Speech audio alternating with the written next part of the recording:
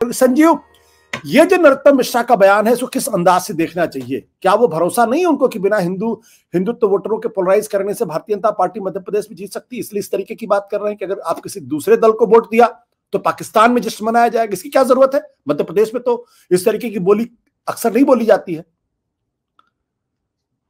Unmute कर रहे हैं अपने आप को, अनम्यूट। आशुतोष जी, पहले तो मैं सत्य हिंदी के दर्शकों को जानकारी देना चाहूंगा कि वोट का परसेंट 74 के करीब, हमको जो ताजा सूचना हमारे इलेक्शन कमीशन के सूत्रों ने दी, 74% पहुंच गया है। तो वो आंकड़ा शायद वो जो आप कह रहे थे पिछला 2018 का जो वोट परसेंट था वो 74.98% था, तो उससे ऊपर निकलेगा, अब ये तयशुदा हो गया है। फिर दूसरी बात यह है कि आशुतोष जी, हमने जो पूरा का पूरा चुनाव यहाँ मध्य प्रदेश का कवर किया है, बीजेपी ने यही सब कुछ तो इसके इर्द गिर्द रही है, ये यही बार बार कहा है। जो नरोत्तम जी की जो भाषा है वो पाकिस्तान के जश्न की, आप प्रधानमंत्री जी ने प्रयास किया था, प्रधानमंत्री जी की जो है मध्य प्रदेश में सभाएं हुई उसमें उन्होंने 370 की बात की, उन्होंने सनातन की बात की, उन्होंने 3 तलाक की बात की, और उन्होंने जो राजस्थान वाला मसला था जिसको लेकर उन्होंने कहा था कि सर तन से जुदा, तो कोशिशें तो करती रही है कि पोलराइज हो, लेकिन कांग्रेस ने उस तरफ जाने का कहीं प्रयास नहीं किया। मंदिर की भी बात आई, मंदिर के होर्डिंग लगे थे, उस पर शिकायत हुई, कार्रवाई कुछ हुई नहीं है। तो ये इसके अलावा कोई इशू बचा नहीं था। कांग्रेस ने जितना जो कुछ कैंपेनिंग किया है वो बेरोजगारी, महंगाई, जो हार्डकोर इश्यूज है, जो जनता से जुड़े मसले हैं, उस पर किया है। तो इनके पास जो पाकिस्तान में जश्न बन जाएगा या इस तरीके की, अब तो खैर वोट मतलब ईवीएम में सबके भविष्य कैद हो गए और 3 दिसंबर को साफ हो जाएगा। दूसरी चीज ये मैं इसमें ऐसा पाता हूं आशुतोष जी, शायद आपने वो नहीं पूछा है, फिर भी मैं अगर आप अनुमति देंगे तो कहना चाहूंगा, बिल्कुल बिल्कुल, 4% कम रह जाए या बढ़ जाए, मध्य प्रदेश में जिस तरीके का हमने कवर किया है चुनाव को, उस चुनाव में कवर करने के दौरान हमको बदलाव की बार बार लोगों ने बात की है कि नहीं अब बदलना है। और आज भी जब हम भोपाल में ही था, मैं आज भोपाल में यहाँ बैठकर यहाँ मध्य प्रदेश के हाल भी ले रहा था और घूमा भी जब अलग अलग जगहों पर, तो जो बीजेपी के जो बाहर बूथ्स होते हैं जिसपे पर्चियां दी जाती हैं, अंतिम नहीं पहुंच पाते, तो वहां जो उनके बॉडी लैंग्वेज था उतना उत्साह बीजेपी के लोगों में नहीं था। उनको कई लोग ऐसे भी हो सकते हैं जिनको बैठाया जाता है, पैसे दिए जाते हैं, शायद उस कारण बैठे हो, लेकिन जो जैसा उत्साह था भोपाल में, वोटिंग का परसेंट पिछली तुलना में कम निकल कर आया है। और शिकायतें अलग अलग प्रकार की आई हैं। मुस्लिम जो इलाके हैं जहां पर 4 बूथों की आवश्यकता थी, वहां आज जुमा का दिन था, शुक्रवार था, तो बहुत शिकायत हुई। हमसे सीधे सीधे शिकायत कई प्रत्याशियों ने की, उनके समर्थकों ने की कि देखिए यहाँ पर क्या हाल है, कि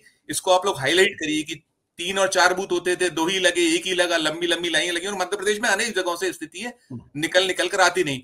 फिर ये कहा गया कि ये जो वोट जहां पहुंच रहा है 74-75, या जो एक रुचि है, रुझान है, महिलाओं की लंबी लंबी कतारें हैं, तो उसको वो जो लाडली बहना से जोड़ा गया।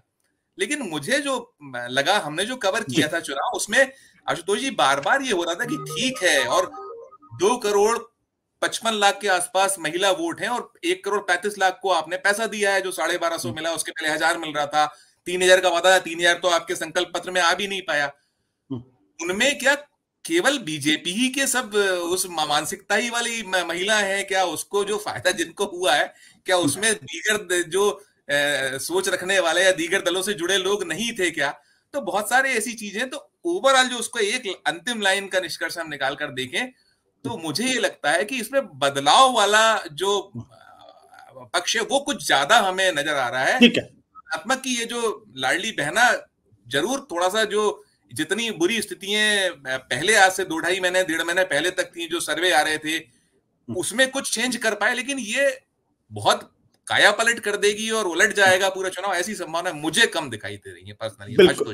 बिल्कुल संजीव जी। डॉक्टर राकेश पाठक जी, ये जो नरोत्तम मिश्रा ने जो बयान दिया बीच मतदान के बीच में, इसका आपकी नजर में क्या अर्थ है? क्या ये लास्ट पुश है बीजेपी की तरफ से? क्योंकि नरोत्तम मिश्रा की छवि एक हिंदुत्ववादी नेता की है, वो अपने आप को उस तरीके से पेश भी करते हैं, तो जब आपको इस तरीके से बयान बीच चुनाव के दौरान देते हैं, उसका क्या अर्थ निकाला जाए? आशुतोष जी, पहला अर्थ तो यही है कि भारतीय जनता पार्टी और उसके नेताओं के भीतर तक कहीं कोई असुरक्षा घर कर गई थी चुनाव चलते में।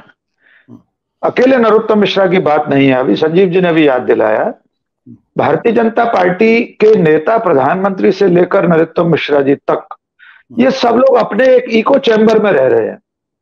इनकी अपनी बातें इनको ही अनुनाद के रूप में सुनाई देती है। इनको पता नहीं है कि देश कितना बदल चुका है। मध्य प्रदेश की जनता को कोई लेना देना नहीं पाकिस्तान से, हमास से उसको कोई लेना देना नहीं, फिलिस्तीन और इजराइल से कोई लेना देना नहीं है। मध्य प्रदेश में न तो आबादी का वितरण इस तरह का है कि आप सांप्रदायिक आधार पर प्रदेश को बांट सकें या मतदाताओं को बांट सकें। इस तरह की खाई आप कितनी भी कोशिश कर लें, चौड़ी होने वाली नहीं है।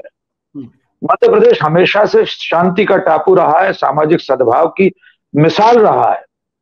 कोई कारण नहीं था कि मध्य प्रदेश में हिंदू मुस्लिम करना पड़े, कि प्रधानमंत्री मध्य प्रदेश में आकर यह कहें कि अगर कांग्रेस की सरकार आ गई तो सर तन से जुदा के नारे यहां भी सुनना पड़ेंगे आपको।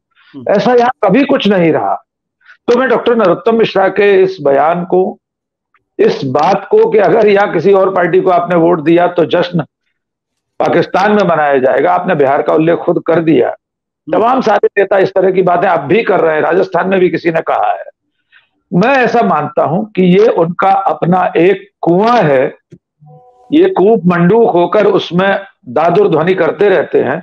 इनको पता ही नहीं चलता है कि इनकी आवाज कुएं के बाहर जा नहीं रही है। कोई नहीं सुन रहा आपकी इन बातों को। अब मध्य प्रदेश की जनता इस चुनाव में अपनी जिंदगी के मुद्दों पर चुनाव लड़ रही थी। जनता लड़ रही थी, कांग्रेस कहीं नहीं थी।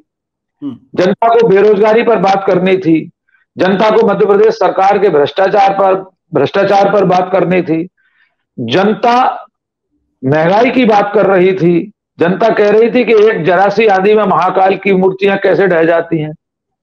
आप सनातन का मुद्दा, हिंदुत्व का मुद्दा, पाकिस्तान का मुद्दा, फिलिस्तीन का मुद्दा लेके आते रहे। संजीव जी ने पूरा मध्य प्रदेश घूमा है, हम और आपने भी काफी कुछ देखा। मैं इस वक्त ग्वालियर में हूं, 3-4 दिन से घूम रहा हूं, इससे पहले भिंड भी गया। मुझे कहीं ये मुद्दे चर्चा में नहीं दिखाई दिए। सत्य हिंदी का ऐप डाउनलोड करें गूगल प्ले स्टोर पर।